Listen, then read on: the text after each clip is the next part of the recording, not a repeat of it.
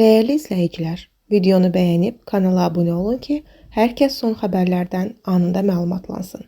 Sosial şəbəkələrdə cəmiyyətə qarşı hörmətsizlik, mənəvi dəyərlərə uyğun olmayan qeyri-etik paylaşımlar və çağırışlar edən şəxslərlə bağlı tədbirlər davam etdirilir.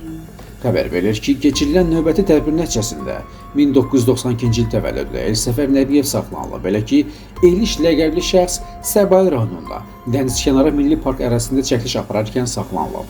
Əxlaqsızlığı təbliğ edən TikToker barəsində İnzibati Xətalar Məcəlləsinin 388-1.1.1 və 510-cu maddələri ilə protokol tərtib edilib.